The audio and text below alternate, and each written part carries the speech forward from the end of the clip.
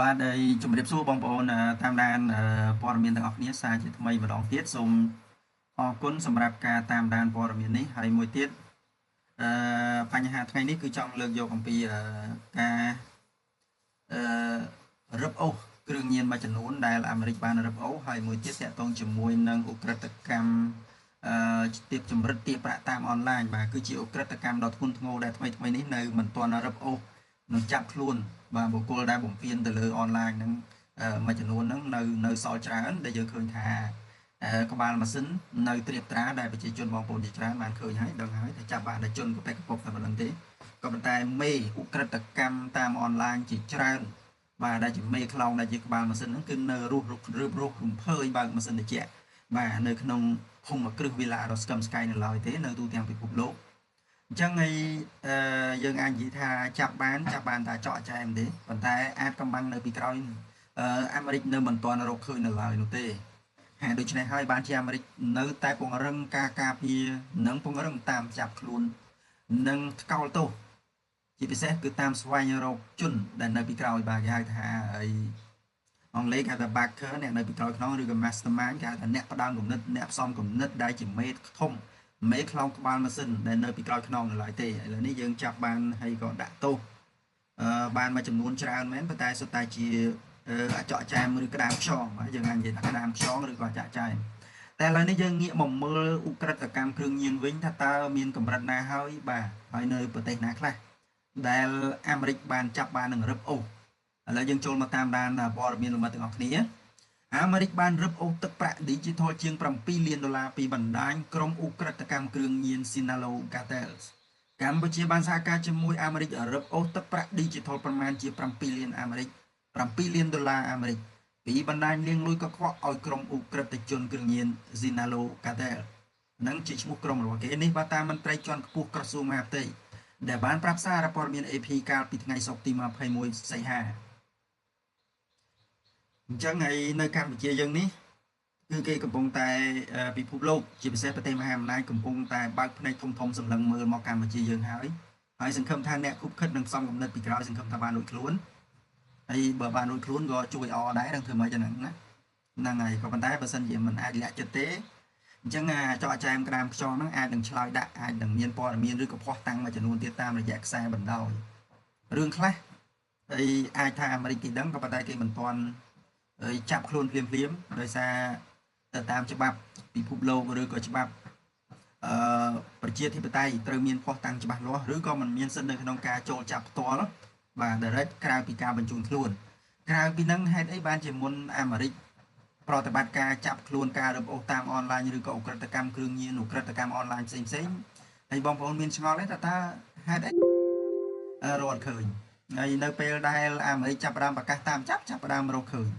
ហើយមុនដែលមិនទាន់ប្រកាសរត់ឃើញទេបាទមិនដឹងជានៅឯណាពេញប្រទេសហើយហ្នឹងជាចម្ងល់មួយដែលយើងឆ្ងល់ថាហេតុអីបានតលតែគេប្រកាសបានរកឃើញហើយនៅពេលគេអត់ទាន់ប្រកាសចាប់ខ្លួនគឺរត់ឃើញបាទខ្ញុំក៏ឆ្ងល់ដែរមិនដឹងថាមូលហេតុអីបាទយើងរកមិនឃើញឬក៏យើងមិនរក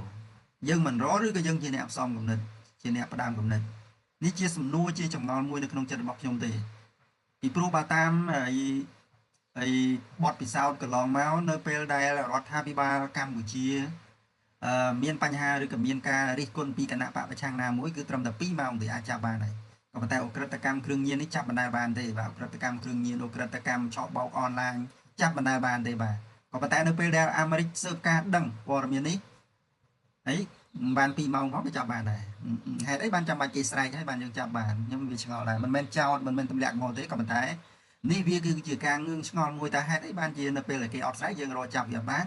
ហើយនៅពេលដែលអាមេរិកឬក៏ប្រទេសមហាអំណាចជាច្រើនតាមចាប់ខ្លួនហើយយើងចាប់ដើមអត់បាន2ម៉ោងផងយើងចាប់បញ្ជូនបានតែបានហើយអញ្ចឹងនេះគឺជាចម្ងល់មួយដែលអ្នកទាំងអស់គ្នាអាចយកទៅគិតហើយនឹងវិភាគបន្ថែមអញ្ចឹងយើងបន្តទៅទៀតដល់លោកមាស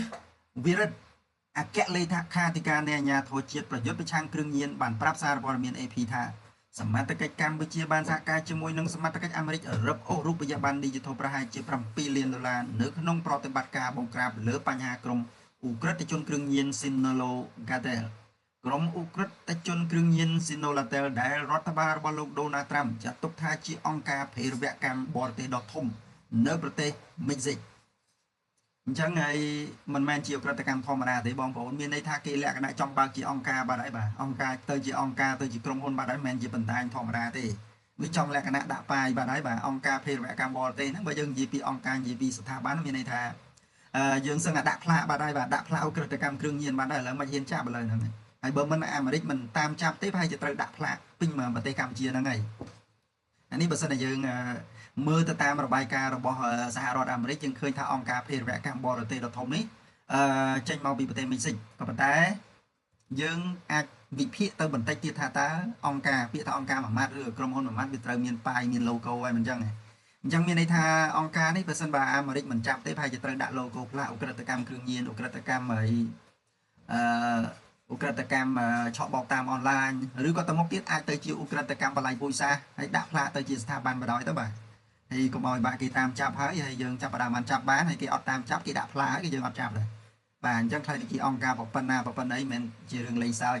ហើយក៏មិនមែនជារឿងដែលគ្រាន់តែជាបណ្ដាញអីតូចតាចទេបាទអញ្ចឹងបើតាមលោកមាសវិរិទ្ធសមត្ថកិច្ចកម្ពុជាបានឆ្មក់ចូលទីតាំងចំនួន4កន្លែងនៅរាជធានីភ្នំពេញនិងខេត្តកណ្ដាលកាលពីថ្ងៃទី1ដល់ថ្ងៃទី5សីហាកន្លងទៅក្នុងប្រតិបត្តិការនេះសមត្ថកិច្ចកម្ពុជាបានចាប់ខ្លួនអ ுக ្រិតជននិងរឹបអូសគ្រឿងញៀនខុសច្បាប់ជាង200គីឡូក្រាមរួមទាំងសារធាតុផ្សំប្រមាណជាង1តោនគួរឲ្យដឹងថាកាលពីថ្ងៃទី20សីហាស្ថានទូតអាមេរិកប្រចាំទីក្រុងភ្នំពេញបានបញ្ជាក់ពីការបង្ក្រាបបទល្មើសគ្រឿងញៀនឆ្លងដែនដោយមានកិច្ចសហប្រតិបត្តិការរវាងនគរបាលប្រឆាំងគ្រឿងញៀនកម្ពុជានិងរដ្ឋបាលអនុវត្តច្បាប់ប្រឆាំងគ្រឿងញៀនរបស់សហរដ្ឋអាមេរិកបាទ DEA អញ្ចឹងបើតាមស្ថានទូតអាមេរិកនៅកម្ពុជាដដែលកិច្ចសហប្រតិបត្តិការរវាងការិយាល័យ DEA នៅរាជធានីភ្នំពេញនិងរដ្ឋ New Jersey ក៏បានជួយរកឃើញបណ្ដាញក្នុងស្រុកមួយដែលធ្វើឲ្យការលាងលុយកខ្វក់តាមរូបិយប័ណ្ណ crypto ឲ្យក្រុមជួញដូរគ្រឿងញៀន Sinaloa Cartel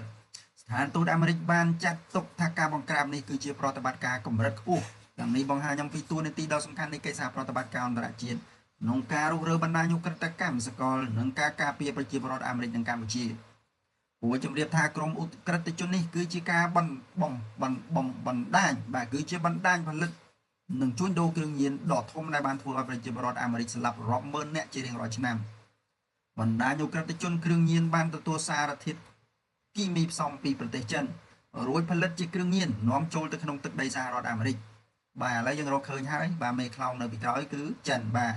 អាហ្នឹងឲ្យធាតុផ្សំមកផលិតបាទគឺចាញ់ពីប្រទេសចិនបាទហ្នឹងអាចគឺជាមិត្តដៃថែបរបស់យើង